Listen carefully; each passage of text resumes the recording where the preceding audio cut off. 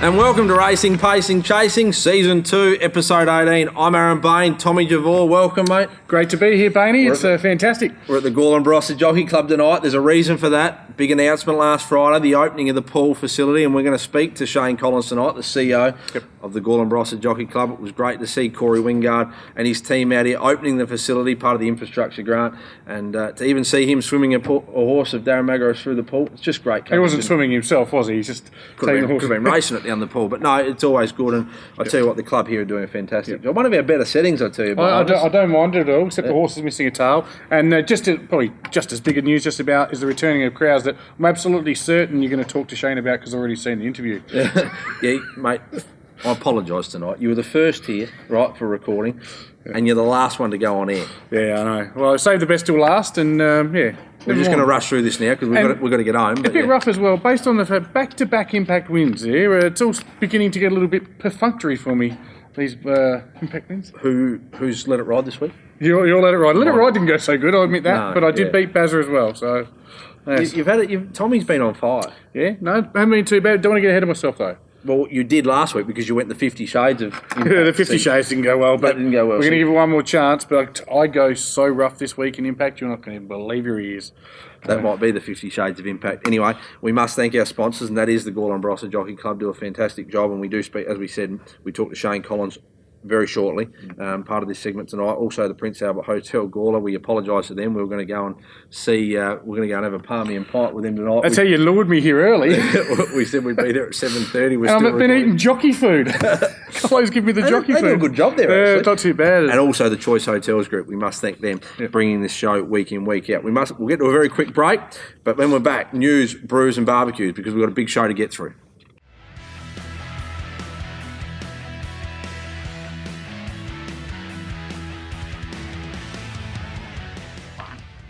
And welcome back to Racing, Pacing, Chasing. It's time for our special guest tonight, and we are at his facility, the Gorlin Barossa Jockey Club. Shane, welcome. Thanks, Aaron. Good to be here, how do I say welcome? We're at your facility. I should be saying thank you for having us. Welcome, Aaron. Yeah, that's better. Been a long day for you, mate. You've had races here today, and you've had Racing.com interview you, and now it's time to sit and talk with Racing, Pacing, Chasing. I love coming and having a chat with you at your facility. Yeah. Preempted just with the little show with Racing.com, and now ended up with a day with this. It's fantastic. Glad to get in before us. I like that. Yeah, that's all right. No, it's been a big day. Big day for racing. The announcement today that we'll be allowing crowds back to races soon is great. And big thing for this club. Big thing for the club. Great. It's been a great couple of weeks for the club with the opening of the pool and then that announcement. And some exciting times ahead. Yeah. Now we're here tonight to talk about the pool, the equine pool, part of the infrastructure grants through the racing industry, which is and Corey Wingard was here on Friday to open the facility. We've got a little bit of vision here we might put up as well, just of Corey actually swimming a horse with Darren Magro. That was excellent. And just tell us a little bit about, and on our last time we caught up about 6 or 8 weeks ago, we mentioned it then, and it was under construction and it was sort of going to be finished by Easter, but just with everything it got delayed a little bit. But I tell you what, it's a fantastic facility to add to this community. Yeah, it is. Look, and it's been a big project, Aaron. And 2 years ago, we sort of sat down I sat down with the executive of the club, and we talked about our trainers and the value they are to our club and to our industry as well. But we had to continue to improve our facilities here at the club to make their business grow and their business be better.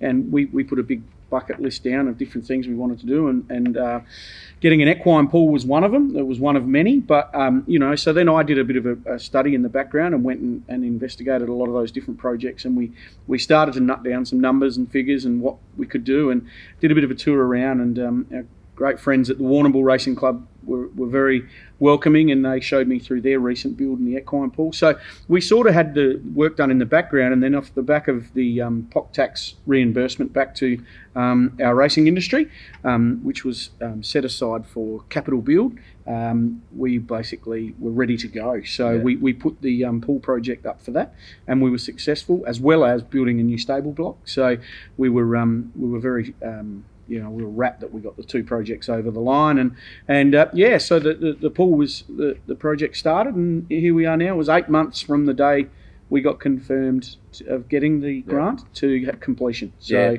yeah, it's worked out really well. Yeah, it certainly has, and there's been a fair bit of interest already. And the phone you said has been running hot with interest actually outside of not only the gallops and the harness. I put my hand up. I've used it a few times now. The early mornings. Tell you what, I've had to break the ice for a few of the gallops trainers in the first week. Yeah. But no doubt it'll get more use. But your endurance clubs are talking to you as far as greyhound training. Yeah, we've even had some greyhound trainers have got in touch with us, and endurance and just just local people within the community have seen that we've got it, and even with their farm horses and that, and the phone's been run high. And the project was built for the community. As much as it's here, it's on our thoroughbred racetrack. It is there for other people to use, and we want that to grow going forward and make sure that we can actually support. The Roseworthy College isn't far away, and we hope it can be used in the rehabilitation of horses and anything that might be there in injuries and so forth. So it's quite exciting. Yeah, no, we're certainly as a harness stable using it, and it's going to be I'm looking forward to experimenting with it, with the training. And probably as are the Darren Magros and Gary Searles and all your trainers in here. It'll probably take a while for them to work out of just what the limits are, and they'll be talking to a lot of trainers as well that have probably used in the past. And you talk about the rehabilitation; it may well attract other horses that need the pull to this facility, and that probably leads into the next. You're building that next block of stables, and that might attract some of those horses that possibly need that pull. It's a chicken or the egg exercise really with that, and we got the stabling block across the line as well. But until we build the facilities around the place to attract, it's going to get the attraction for the trainers to come here. So the pool was the number one project. Tick, box tick, done, great. We've created some other training facilities around the place in recent times. We've got a new eventing arena going out in the middle in the upcoming weeks that the trainers wanted, that we've sat down and worked out a plan. So, we can do a log lane there, so they've got different training techniques that they can use. All these little things are going to go together to make it, an attractable position for people to come here and train horses, it's all coming together. And we're the only track outside of Morpheville that's got a pool facility, and so many of our trainers spoke about the fact their horses get bad legs or sore and things like that, and they can't work, and they end up losing the horse to a trainer in town or goes retired. Well, now it gives them the option to actually keep training that horse here, so that's going to help their business as well. No, certainly the club is going from strength to strength. Before we wrap up, but we mentioned at the start of the show, people allowed back to the races, the benefits that will have to not only the industry but your club moving forward. It's exciting, and we're post-COVID. Everyone's done in the industry, the clubs, yourself, led by you, have done a fantastic job to continue racing through this time, and now it's time to open those gates. And although we didn't have many people sometimes back at the races that we would have liked, there might be an influx, because it's a bit like when you're told you can't do something, you want to do it, and hopefully we see those people come back in droves. Let's keep our fingers crossed, but that's a big win for the clubs. Look, it's been wonderful that we've been able to continue like the other codes, but owners of horses haven't been able to come on track. Our valued members, our members just so look forward to race meetings, and they haven't been able to attend. And every week our phone rings, can we come this week? Can we come this week? No, unfortunately not. Well, today to have that pulled back now, and it looks like there is a light at the end of the tunnel. It's going to be quite exciting for them, and we with our membership package, and people losing nearly a third of the racing season out of that, that's just been a shame for everybody. So we can't thank them enough for their support, and we've got to get people back in here, and we've got to get that part of our business up and running, and the functions. We lost we calculated the other day, I think we're nearly up to 50 functions that we've lost out of our facility now in this COVID time, and nothing we can do about it. It is what it is, but that's a massive part of our business. So being able to open the doors back up and get people in here, it's going to be great for us going forward. And it is a fantastic facility that we do talk about going from strength to strength. And as always, when we catch up, Shane, you yourself and your committee, your members as well, the support you've got of them, you're doing a fantastic job to be honest, one of the shining lights in the industry here in South Australia. And it'd just be a breath of fresh air if we could see something like that in the harness industry. But I think your relationship on that with the Gawler Harness Racing Club and also the Greyhound Club it really brings together what we're trying to do: racing, pacing, and chasing, and the community involvement. Yeah, spot on. I couldn't agree more. And even as from a racing point of view, like the clubs here in South Australia, we've never worked better together. Yeah.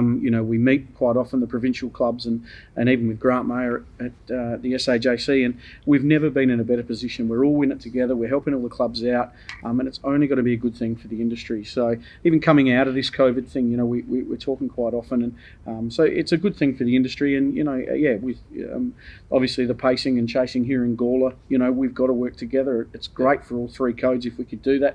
It'd be wonderful all in one facility, but that's dreams. But but it's wonderful that we've all got a good working relationship. Well, the pool, we could call it the racing, pacing, chasing pool. Once there's a greyhound or two in it, there'll be a racehorse, there'll be a pacer, and there's when all we get the greyhounds in, it's nearly wide enough. We could put 3 lanes in it, yeah, couldn't we? we could have a race down the other end. Then we could do a land we could do a land track and then go to the Gawler track as well. We just have to take a couple that handle those tight greyhound bends a little bit better. Anyway, mate, it's been a pleasure to have a chat as always. And as always, we look forward to coming back to this facility when we get the chance, and continue to keep up the good work, mate. Yeah, Gawler Cup's not far away, mate. So it'll be that. Building. Yes, we're building. We're building. People, come back. We're looking forward to it. Anyway, thanks for joining us, and we'll get back to the racing segment shortly. Righto, time for news, brews and barbecues. Just before we get to it, for those that want to hang around, there's a big show on the pacing segment tonight. If you haven't already seen it, get over to the other pacing segment tonight. It goes for a little bit long, but I tell you what, we've got a very good panel. 40 minutes of the best. 5 of you, very robust discussion. No punches pulled, and even a little bit of political correctness went out the window. You said what you thought. I really enjoyed it. It is. So if you haven't seen it already, jump over to the pacing show. Trying to crack those 2,000 views for our producer this week. I've got a bet with him. Anyway, let's get into the news, brews and barbecues, brought to Punt Club. Righto, let's get straight into it. And our mate, he didn't come on the show before we left. Tommy. No, my boy. I've called him my boy, and he literally is a boy, isn't he? He's an 18-year-old, and what's he done? Lockie Niendorf, heading over to Victoria. We wish him all the best. We tried to get him before he went over and cracked the big smoke, but he's gone and joined Anthony Friedman. Just 18, but I tell you what, he is going to be in demand, I reckon. And it's fair to say he's a young 18. Sounds like a bit of a stupid one. He's a young 18. I saw some stories on him, living at home with mum and dad. Mum's worried about the cooking and the diet over there. But he's an 18-year-old. He's on a trajectory to the stars, this young fella. So I looked him up today. At age 18, he's had 87 wins at a 13% win rate. That's very good. Stat in it. Thanks. Yeah. And well done to you, Lockie, on your writing. No, that was Lockie. Very good. I thought you were pretty happy with my stat. There's more. I've been sitting there for 6 hours. No, but he's a star, and we wish him every success, and a nice, humble young man, young country boy. Great story. Yeah. Moving on, bit of... the good, the bad, and the ugly, isn't it? Yeah, it is. Good, bad. Hope it doesn't get ugly. Yes, it does. It does. Yeah, so... Interesting news that South African jockey Brandon Morgan Rood, based in New Zealand, has been disqualified for life. Interesting one, because it only happened here a couple of years ago at Morphettville. Similar thing. Now, he, after trying to conspire, to cause harm to a rival jockey in the race, that jockey in question happened to be his ex-partner. Question without notice. Yeah. Ex-partner, male or female? No comment. I don't know. I do know. Yeah. It was a female. But either way, it's horrible. Like, you call him, his name's Brandon Morgan Rood. Yep. Might need to rename himself Brandon Moron Dude, because that is ridiculous, and he is a slow learner. Like that. I get over too much time tonight. Apologies, Brandon. But no, not apologies, because you can't do what he's done. He's already had a life ban. This is his second life ban. His previous life ban in South Africa was reduced to 5 years, and he's got his right whack. And whether it's in racing or not, domestic violence is crap. It's rubbish. Don't do it. It deserves a life ban. Sorry, mate. All the best in your future endeavours, but won't be required here. That's Get a fair off whack, racing, isn't it? chasing. Yeah. Whack. Anyway. Hope he doesn't watch. I really hope this. I'm not looking forward to the whack. Yeah. Baz is going to get. I heard what you said about me, and I did not like it. I'm worried about the whack that Baz is going to get. On a brighter note, 79-year-old trainer Barry Squire, is that how I say it properly? Yeah. Squire? I think so. Won the Group 2 Dane Roper Stakes at Regal Farm with Love You Lucy, a $41 chance. Surely Tommy was on that. Dane Ripper Stakes. No, I was not, mate. I actually missed that one. Sorry. You're right. Didn't get on it? No, but well done. He's a leading jockey in the Darling Downs area for 30 years before taking up training. He rode his horses in track work until early last year. Now, as a 79-year-old, it's a fair effort. Unfortunately, fell off and fractured the shoulder, but still a great story of a great man. What about the interview, though? Yeah, well, not bad. He's in mid-interview and the phone rings and he takes it and he says, better take this, it's the missus calling. Yes, well, at age 79, you suggest he's fairly close to meeting Jesus, and the last thing you want to do is upset the missus. So Fast forward it. Anyway, right, time for a brew, and this week we talked about Lockie Neendorf earlier in the show. Now it's our good old mate, Jacob Opperman. Oh, he's been on this show. Ops. You've got a nickname there for him. For a rookie jockey, and he's only just started racing, he's had some airtime, this young fella. Yeah. We've talked about him pumping the fist. I reckon us at Racing Pacing, we really just lift those young guys. Yep. You know, we put Lockie Neendorf into stuff. Yeah. Absolutely. Into the eyes of Anthony Freedom. And won his first race by 50 lengths. Unfortunately, and now no one we're doing the racing. same to Jacob Opperman. There's big things coming for Jacob. Yeah, and tell us, what are you doing on the weekend, mate? Rode his first double. He rode his first double. Sorry, maybe I should have read that. No, and he did ride his first double. It was very good. We mentioned it before on the two times we mentioned it. He's a 16-year-old. So I reckon Shane Connors needs to get the brews out for us. We'll toast Ops because he can't drink himself. But it forced me to do a little bit of research on the young fella. 16 years old. He's rode 5 winners already. So obviously he's rode the double on the weekend. Six if you count the full start. And even more impressive than the wins itself, it's a 10% win rate. Now, not too many 16-year-olds that go out and do anything have a 10% success rate. Yeah. I might have in the clubs back in the early 90s, but well done to Jacob Opperman. That is absolutely outstanding. Yeah, no, well done, Jacob. Brew to him. Anyway, it's time now for a barbecue. This is going to get hot. Time for a barbecue.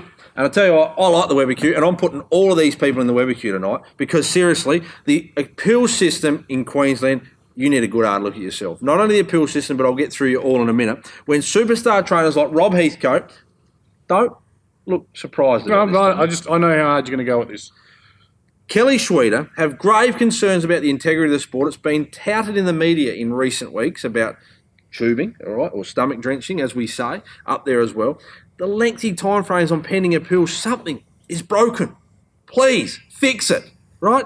One jockey in Queensland has had 5 riding suspensions floating around. That's 5. 5 years. That's the same amount of wins as Jacob Opperman that we just spoke about, right? In the appeal system, and it's taken some years to be heard. It gets better. Luke Tarrant, known to him, right? Luke, yeah, okay, you're in the barbecue line as well.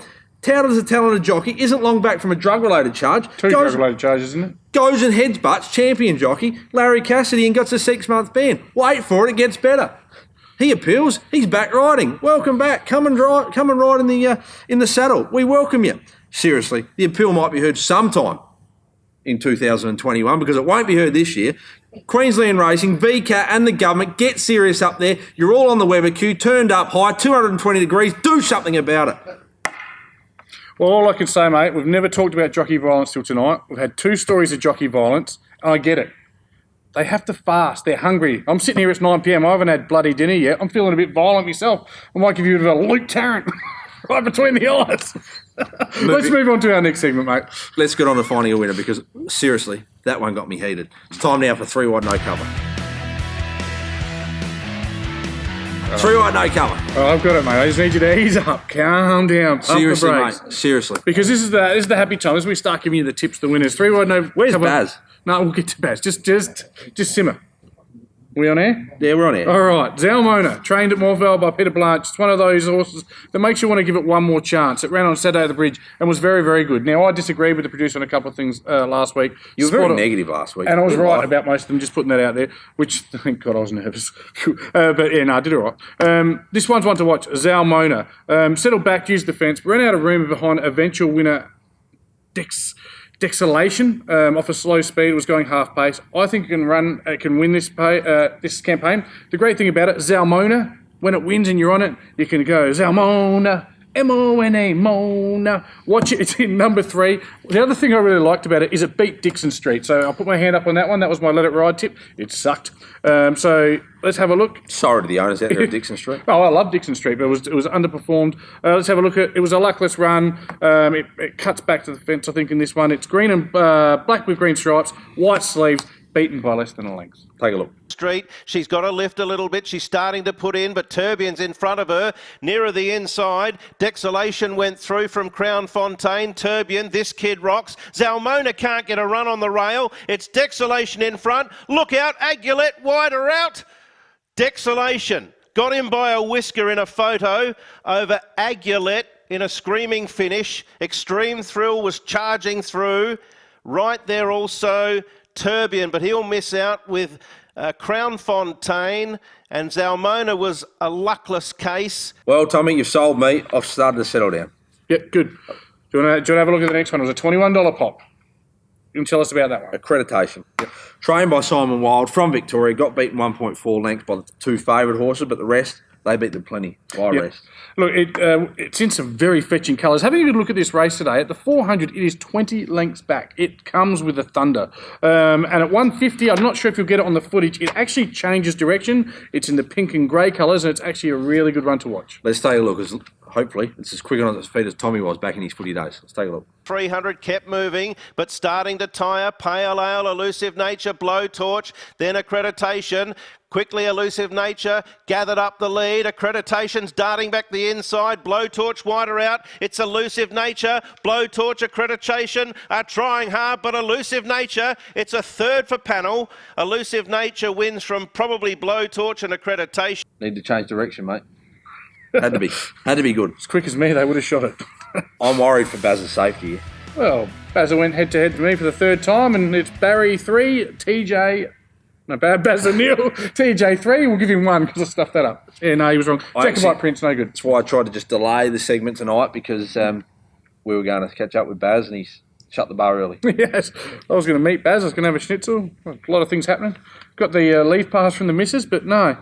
Are we going to have a look at him? No, he's found one this week. Okay. Baz has said he doesn't mind one at Morpheville. Race 3, number 3, Pearl Dragon. Trained by his old mate Leon McDonald. Drawn wide, but he reckons still wins this week. He's going to keep it pretty short, pretty sharp, pretty shiny, because he said, you beat him last week, mate. He apologised, but he wants redemption. Apology accepted, but to be fair, the horses I tipped didn't win, so... I was the second loser. He was going to shout your beer at the Prince Albert tonight. Never mind. But good luck this week, Baz. We'll get him back, Baz. And Pearl Dragon, we're with you, mate. Okay. Anyway, it's time for Let It Ride. You're due, Bainey. You are due. I don't reckon I'm due. I reckon Racing, Pacing, Chasing is due, because currently no one has had a return for charity. No, and I copped a bit of grief from my mates. There was about 6 of us watching the racing on the weekend, and they reckoned I try a lot harder for the impact bet than I do for the charity bet. So next week, if I get beat this week, we're just going to scrap Let It Ride, and we're just going to go with $10 each week on Tommy's impact for charity. No, we'll win charity. I've got some faith in you this week. So you know, I reckon this one wins this week. You know why? Because it's value. It's been on our show before. Yep. And I reckon I've just got a feeling that Rocky's going to forget to back it. And he's going to have to put up the $130 next week when it wins at 13-1. Is it a 13s? 13s. Our great mate, race 7, number 7, Morpheville, Roselli Sting. I just got faith. All right. You are aware that we've just gone completely off the notes and taken our own Let It Ride? It's my Let It Ride, mate. It is your Let It Ride. Roselli Sting. Race 7 in Adelaide, isn't I don't appreciate my notes being done for me when it's my $10 to spend. You haven't had a return. He over the back hasn't had a return. And you want to choose my own Let It Ride? No, go. Roselli Sting at 13s.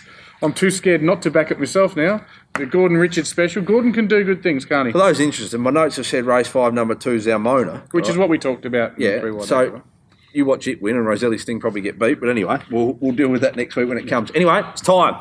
Tommy's impact. Okay, in we come. Another week, another win, Bainey. Obviously...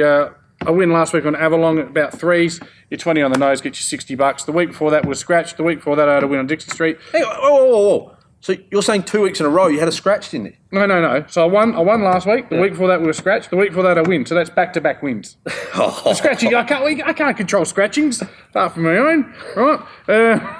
So let's get straight into it because you need some Tommy's impact. Now, I reckon I've been probably taking some shortcuts. Mind you, when I pick Tommy's impact on a Wednesday, I don't get to see the odds, but I've found the odds, and this is the roughest Tommy's impact you've ever heard. Now, remember the time Gamekeeper won the week after at 11-1? This is rougher. I've got this at 14s. It's race 7, number 10 at Flemington. It's front page, 14-1. It's 3 wins from 5 starts. It won with 61 kilos on its back last start. On a soft track, which it's rated this week, Bainey, it's had 2 wins and a place. So I have put my money where my mouth is. Each way, ladies and gentlemen, take it each way. Because you get about $4 on the place as well. It's front page. I like it. We're actually recording in the studio. Shane Collins over the back. He's actually putting his $10 Yeah, mate. He's got confidence in Oh, Tommy's Moneybags impact. Collins. Yeah. Talk about Moneybags. Box on Collins goes around this week. One of his namesakes. We'll have to Keep an eye on that. keep an eye on that. Anyway, one last chance. 50 Shades of Impact. 50 Shades, I tell you what. I'll tell you, when you made your own segment, you really put your neck on the chopping block, and I'm cancelling. This isn't me. This isn't the consortium, mate. This is they do a lot of work behind the scenes, so they've said, and they're very confident this week. Don't worry about 10 each way, 20 on the nose. Mate, the chasing segment's got the same person, okay? There's a person out there that sends in tips. He's got his third and final warning this week. When I started back in this show 12 weeks ago, there was 4 of us in the studio holding a candle. I get here now, you've got Anderson, Smythe, Olschweiger, and there's about 50 of us, and we're in... Jack Weir. I'm not sure why that was so funny, but yeah, Steve is also here often as well, and there's alcohol. Anyway. Are you saying that's because of Tommy's impact? I'm just saying, we're going strength to strength. 1,200 views, thanks to our great viewers. But let's get into it. Tommy's Impact, 50 Shades of Impact. It's first race of the day at Randwick as well. So get up early, set the alarm, 11 a.m. Race 1, number 3, Silhouette. It's raced once on a heavy track. It's had a win. I like it. It's listed as a heavy track. You know what? We're here at Gawler tonight. That's winning. It's got the second most dynamic duo together working on it. Of course, I talk of James Cummings and James McDonald. I'm on that. You know who the most dynamic duo is? You and me, my Tommy friend. DeVore and Aaron Barney. And Gary Searle and Lady Silhouette, and we're at Gawler tonight. I'm backing that. Yep. Now remember, it's at 3-1, but because it's in the first 4 races in the main meetings, the right bookmakers, you will get it double your money. So they double the winning. So you can get that at 6s, $120. Thank me later. See me at the Prince Albert Hotel. Buy me a schnitty. Tommy, as always, it's been a pleasure. It's been fun tonight. That's been good. Got to know everyone over the last 3 or 4 hours. Bit of controversy. And well done to Justin. We don't talk about Justin enough. Does a fantastic job bringing this show week in, week out, doesn't he? Deals with a lot of egos. A lot of very big egos. Got to fit them all into one camera. Anyway, thanks, and we look forward to coming back next week. Hey, tell you what, if you haven't watched the chasing segment as well this week, I've bet Tyson Penangiotto, our great mate, if he doesn't get a return greater than $100, he's got to do my double yoga challenge. Can I ask challenge. you one question? Yeah. I've heard about the double yoga challenge. Rocky asked me to ask this. Bainey, is there something we need to know? You've had me dressing in my wife's pyjamas. You've had Panagotto dressing in my wife's wigs. What's next? Butterworth in my wife's bras? Are you a bit cum sa? When I get the chance to get payback on you, mate, Yeah. it won't be pretty. Thanks, viewers. We'll see you this time next week.